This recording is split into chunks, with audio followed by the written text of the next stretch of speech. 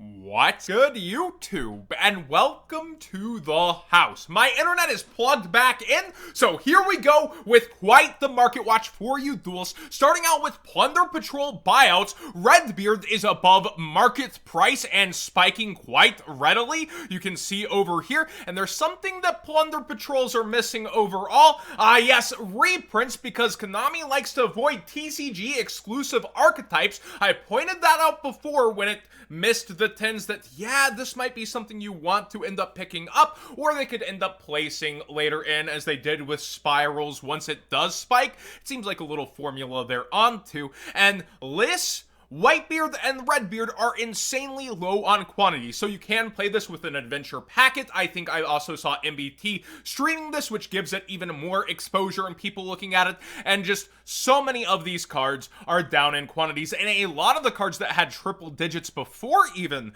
going under and are pretty cheap penny stonks right now. So if you have any interest in this deck, sooner than later may be the approach on some of these cards, because they are going off the market right now. Now, it does take a lot of technical play. You are going against a lot of reactions, so do try to test the deck and make sure it's for you. But if you already know, use that TCG player link in the description down below, costing you nothing extra to support the channel directly for the cards you'd already be buying if checking out with them. Phoenix Wing Windblast has a couple weird things going on there. The super rare is completely bought out, and we can sniff out Time Wizard format for this one. Do remember there is an ultra rare version of the Champion Pack 6 super rares though, so this is technically a lower rarity, but the ultras are absurdly rare to find. I've only seen like 2 Fearmongers in person and 1 Blaze Accelerator and 1 Windblast. I don't know if I've actually seen Old the Vindictive. I want to say I've seen one,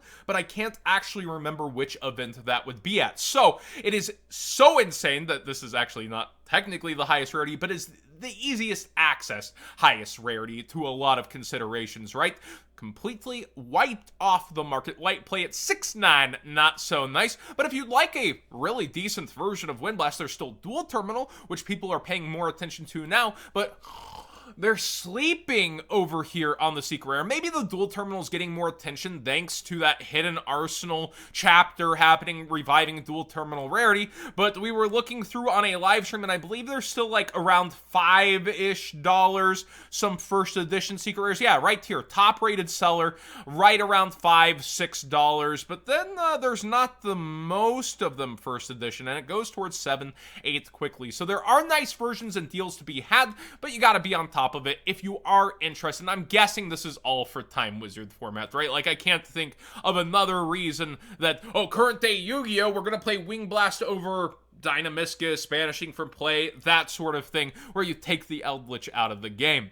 Borreload Savage Dragon, we have pointed this out multiple times. It's been bubbling, it's been spiking, it moon rocketed earlier today, and now it's calming back down just a hair, but is way up there. Omni Negates are something that end up on end boards all the time in Yu-Gi-Oh! And they're very powerful. Borreload Savage Dragon is one of the better ones, especially with Synchro Adventure being a thing. It also has Fleur, headed back to triple digits and all that stuff, so be aware, Borreload Savage Dragon really could use another reprint of this, and with that phrase on the Ghost from the Trash 2 spoiler, I am Hopium on that set. It says tons of competitive favorites or something like that, although I'm not holding my breath, Mecha Phantom Beast O-Line fan favorite in the description, but supposed to be a good amount of competitive cards they're saying this year. We'll see their definition of that. Illusion of Chaos is going up even further in price. I pointed out it did move a couple bucks last time. Well, it spiked up almost a full 10, which is around 20% on this card, to be near a solid $50. And Battle of Chaos, being so thirsty for value, is definitely appreciating that move. The Starlight also spiking up versus its market price and sales that were happening, and is now almost near 300. So, Battle of Chaos and Starlights, I do want to point something out with the modern product. The Starlights aren't holding like they used to, and a lot of them are dipping out even faster than we've seen before. No, like $400-500 Starlights from the past few sets. Like, they're nearing 400 for some, but on this set, everything is sub 300 at this point still. Kind of gross to see how the model's really failing in sets that just completely blow out, yet Battle of Chaos does have that collector aspect to it that could long-term do well for itself. The lower end of the set, though, is just really trying to figure itself out altogether.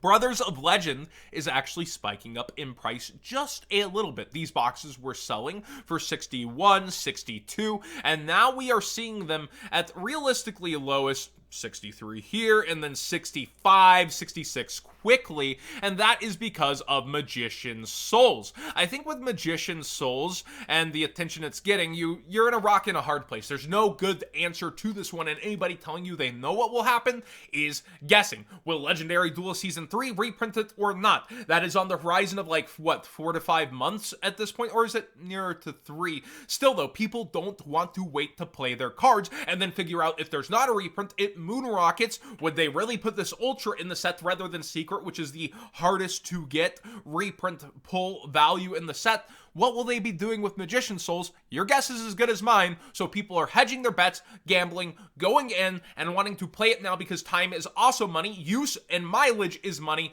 when talking about cards and getting to play them, especially as engines. So we don't have a great answer on what to do with Magician's Souls. You're either deciding to buy it or really bunker down and wait and hopium on the reprint, which very well could be happening, but I wouldn't be shocked if it was missing either. Speaking of Brothers of Legend, just looking around, there's one card that I do think is sinking down in value that I would get sooner than later, and that's Astral Karibo. So many listings for him. This card is just generically amazing and waiting to be broken in general within the Yugiverse, I would say. And maybe I'm on that Xyz Master Duel event too much fresh in my head, but this card is nice. It's Karibo, so it's collectible within the Karibo realm, and it could be a very long time before you see a reprint for a card like that, and the reprint would likely be a rarity downgrade, right? So I just overall really like the feel, look, and potential for this card long term, and then cheap allures are always something I pay attention to too. So there's a lot of good penny stonks running around as the seal starts to go up a little on the Brothers of Legend. Grand Creators does have that adventure token engine. It's been going back and forth, up and down a little bit as a lot of people flock to it and play it within the metagame. A lot of people also saying that they're not going to be buying Paper Yu-Gi-Oh! And will be on Master Duel, but then I did some polls on Master Duel. A lot of people saying that the game feels either stale or they're dropping it completely right now until there's a huge update. And I don't disagree. I'm still grinding my dailies. I still really like the interface of the game, but it's not the promised land of playing even near current Yu-Gi-Oh! It's like a full year behind and another format in the OCG. And with that, you're seeing a ton of popularity go back to Paper Yu-Gi-Oh! Right now, but then you're stuck at either locals or remote duels. Hopefully we see a lot of more in-person regionals eventually start back up. But yeah, the adventure package, I don't think it's going to get any cheaper, but despite the popularity of it, these boxes are pretty darn cheap for what they are. And with multiple $60 pulls, you're looking at like, what, half of the boxes having one or the other in terms of ratio pulls, because you pull around 3.6 of each of these per case, and with two different around $60 pulls, it's kind of starting to look worth opening some of these and gambling a little bit, right? Like, you're still every other box, you have a break-even card, and then chases after, like, big collector rares, and there are 4 to 5 of those, actually, but that's out of 15, so you're actually looking at 1 out of every 3 collector rares being pretty darn good, so within a case, that's only one, around 2-ish to 1, it's between. I do wonder, how would it actually be EVP pulling? I don't think it's the greatest yet, but this definitely helps encourage people to go after this product, especially under the $60 price point. But I don't know that it's the best to actually open. I'll have to break down that math later. Accesscode Talker is going back up in price. You can see that market price of 47, and it quickly does head towards 50 here. Remember, these were available sub 40 for a little bit recently, and they just continuously go back up, is because El Dorado's really not worth opening, and the price has gone down over time. This is a set I would be in for diamond handsing as is, but you're seeing really cheap sales price on El Dorado, and that's because it's the only card worth value. Think about it this way. If you open 2 of these packs at MSRP, that's $60 at MSRP, and you're looking at something that's 1.5 per case in Accesscode Talker. Just not really worth it to people to go after the other $10, $8 singles they could be after. This set, it's really floundering because of how the ratios are set up. I might do a deep dive on how modern product has changed and how everything like special editions are gone. You have the $15 pack box now, and how that's actually been worse, and you've only had one successful model for that in Legendary Duel Season 2, and then the ratios have changed.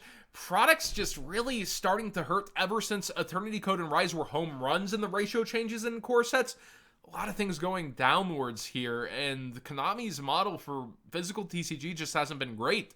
Chi-Win, Light of the Yang Zing, is going up, and this is an engine I've always respected. Recursion is always super welcome, especially with the tuner, and it is spiking relatively well. I haven't seen the actual list it's doing well in, so if you guys in the comment section down below would get me, please let me know why Chi-Win is going up. Besides, generic good stuff could be played here or there, and same with Imduck. Imduck's rares from the mega packs are super low, but the original Code of the Duelist is very, very readily available, but the ultra rare is spiking up in price. Now, it's any normal monster except a token, so unlike Link Spider doesn't even help you clear tokens, and you normal summon a World Chalice monster specifically in addition to the normal summon or step.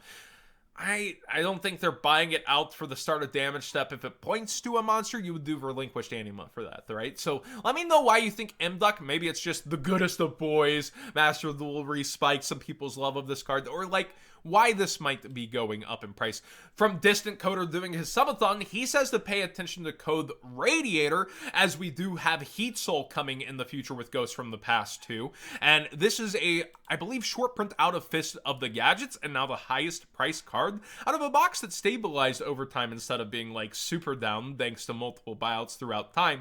It's atop the set, low quantities, might be something you want to consider with the event of us finally getting Heat Soul. And then Lord of the Heavenly Prison is back up a couple bucks. You can see it was going back down before it's back up. People are going to be on stun decks as an entry-level deck to Yu-Gi-Oh! For a long time, especially with 3 skill drain access at this point, and putting a 3k body on board, even with skill drain up, not the worst thing to do in the world, and protecting your back row, even better. This card's amazing, and we're not going to see a reprint for it until, what, the Megatins potentially, and they could piece it out or do something. I would think it would be in the Megatins, but we don't have a reprint for this guy for a while, and people are more than happy to pay to sit on their floodgates. Thanks for watching today's Market Watch. Please subscribe if you haven't already. Give this video a thumbs up if you enjoyed the general conversations and going off, while also paying attention to the cards and changes that are happening. I know people want me just to cover Arnios like every Market Watch. Not going to be every Market Watch, but that is an interesting one to watch. Also, what do you think of Time Wizard format causing some of these super odd buyouts and then other things not really going along with it at the same pace and then being slowly picked up after? What do you think about that? Is it like just like an over like saturation of people saying this is going to spike things versus what's being played, or are the actual duels, thanks to remote duels and discords and interest in this, pushing towards that being a very real thing? Let me know what you think in the comment section down below. Thanks for watching, everybody. See you on stream tonight at 7 o'clock Central.